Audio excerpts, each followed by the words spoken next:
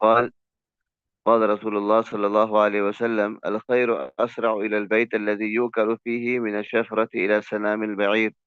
رواه ابن Majah.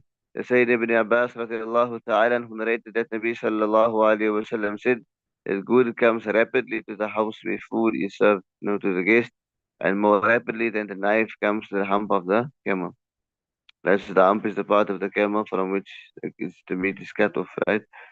So the barakah and the blessings arrive in a house where a guest is served quicker than the knife arrives at the hump.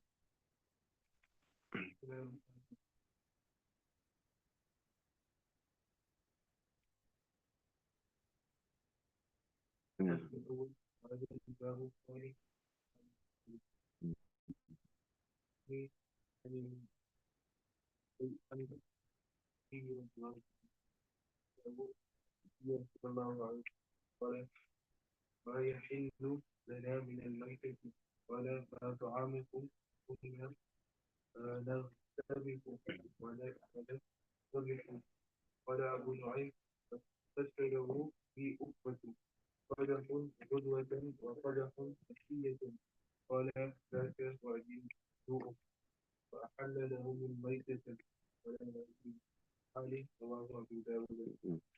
Bismillahirrahmanirrahim. This is a bab which has more to do with the previous chapter. So this bab doesn't have a first section, right? Section 2. عن الفجيء العامري أنه أتى النبي الكريم صلى الله عليه وسلم فقال: ما يحل لنا من الميتة؟ قال: طعامكم. قلنا: نعتبق ونصطبح. قال أبو نعيم فسره لعقبة: قدح غدوة وقدح عشية. قال: ذاك وبالجوع فأحل لهم الميتة على هذه الحال. رواه أبو داود. And Sayyidina Fujay Amiri radiallahu ta'ala who narrated that he came to Nabi Kareem sallallahu alayhi wasallam once and asked that what is lawful for us to eat from among the animals that have died a natural death. So he asked that what quantity do you eat? So they said that we get a cup of milk in the evening and a 1 cup in the morning, cup of milk in the morning. So Abu Naim said that his teacher Sheikh Uqba explained the words of hadith that نختبك and نصطبح, right? To mean these 2 cups, yeah. So Nabi Sallallahu Alaihi Wasallam said that by my father, this is so he made it lawful for them to eat what they died a natural death, right? Given the condition that they have described. So we also understand that food is necessary to keep man alive. If he doesn't get it, right, or gets to such a low level, it it doesn't remove his hunger, right, but threatens his life. In other words, he can die out of starvation or hunger. And obviously, that takes one to a situation where it now goes for the condition of iftirar, right, where it compels one, or by necessity, right, to eat that which is obviously the right natural death, as we can see here, or that which is forbidden, right? Obviously, to eat only so much that is required. And so, yeah, the whole thing in this discussion that the question was asked pertaining to the physical compulsion, what of carrying was lawful for them, right? So they asked this from Nabi Kareem sallallahu alaihi wasallam. So the hadith there translated according to Abu Dawud's version, it says, "Ma yahillun al-mayt," is what would be lawful to us, right? Of that which died natural death. So what's the condition that will make it permissible to us to eat that which is forbidden, right? And then that was explained, right? The second hadith, hadith after as well discuss more, but this is awesome. So the word nastabih and nastabih we mentioned, yeah, right, are derived from the word baik, of a book, eating in the morning and evening, right, in so respectively 1 cup of milk each. So in Nabi Sallallahu words here by my father, right, may seem surprising, but at that time it was not forbidden to swear on others besides Allah. So since there had been a custom of the Arabs, the Prophet Sallallahu spoke these words out of habit. So they drank 1 cup in the morning and 1 cup in the evening, right?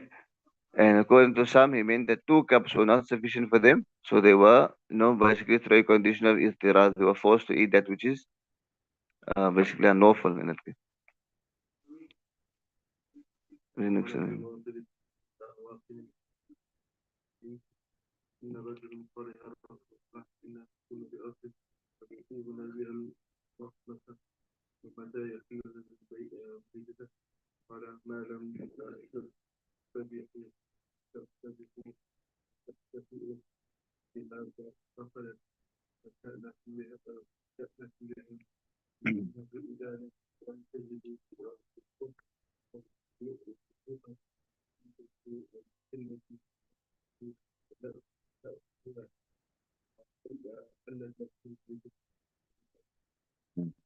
بسم الله الرحمن الرحيم. عن أبي واقد الليثي أن رجلا قال يا رسول الله صلى الله عليه وسلم إننا نكون بأرض فتصيبنا بها المخمصة، فمتى يحل لنا الميتة؟ قال ما لم تصبحوا أو تغتبقوا أو تحتفئوا بها بقلا فشأنكم بها، معناه إذا لم تجدوا صبوحا أو غبوكا ولم تجدوا بقلة تأكلونها حلت لكم الميتة. رواه دارمي.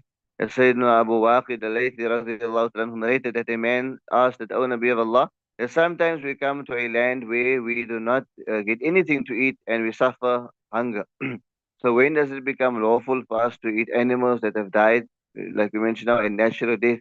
So he said that when you do not find anything to eat or drink till morning or till evening, or nothing is found there of any vegetables, where you disembarked or landed, and you are in a condition of iftirar, in others compulsion, and it would be lawful for you to eat the carrion, isn't because you might die out of starvation.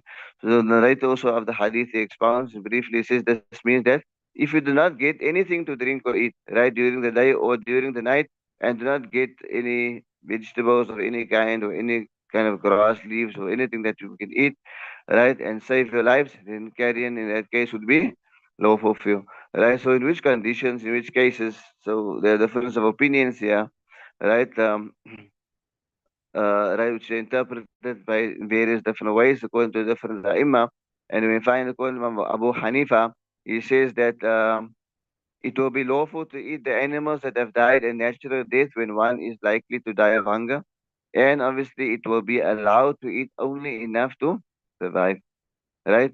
According to Imam Shafi has two rulings or two verdicts. One of his verdicts agree with that of Imam Abu Hanifa, and right, so we are basically on this here. The ruling depends on severity of it and scarcity, right? And last but not least, taqwa, righteousness. Obviously, you have to eat only right based on the taqwa, that which you know is sufficient for you.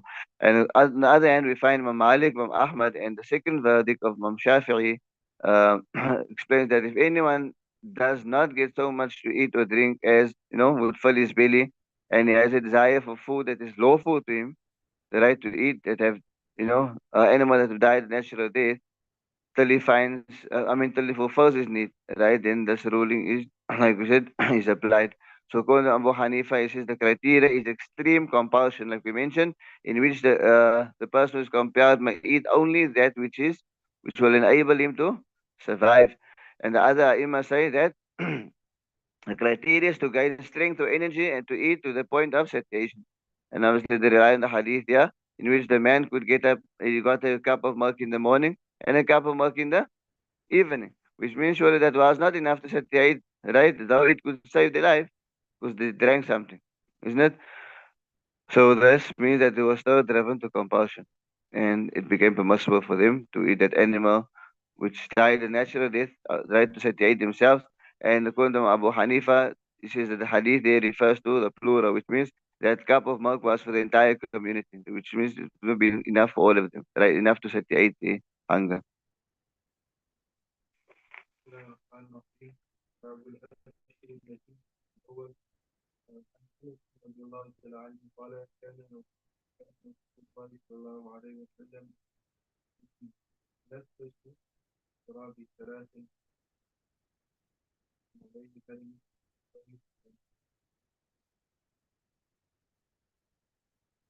بسم الله الرحمن الرحيم. باب الأشربة. وعن أنس قال كان رسول الله صلى الله عليه وسلم يتنفس في الشراب ثلاثا، متفق عليه. وزاد مسلم وفي رواية يقول صلى الله عليه وسلم إنه أروى وأبرأ وأمرأ.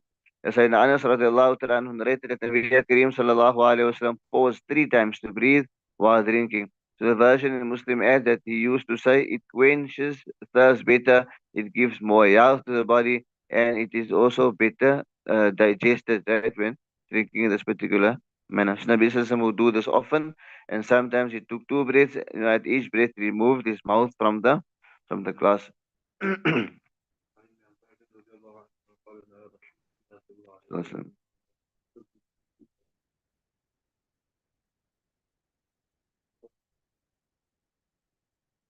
بسم الله الرحمن الرحيم. عن ابن عباس قال نهى رسول الله صلى الله عليه وسلم عن الشرب من في السقاء. متفق عليه. That Sayyidina Ibn Abbas radiallahu ta'ala anhu narrated that Nabi sallallahu alayhi wasallam forbade that one should drink directly from the mouth of the water skin. To drink from the mouth of the water skin, of any source means that more water is poured out than necessary, because right, no control. We want to throw it in a glass or something else. So water will drop on garments, to splash on you or swallow suddenly large gulps, in the belly, causing harm. So that is also contrary to the sunnah.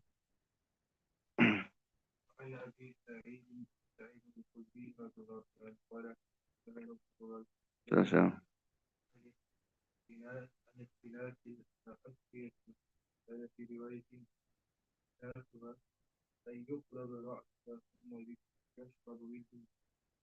بسم الله الرحمن الرحيم. عن ابي سعيد الخدري رضي الله تعالى عنه قال نهى رسول الله صلى الله عليه وسلم عن اختناث الاسقيه، وزاد في روايه واختناثها ان يقلب راسها ثم يشرب منه.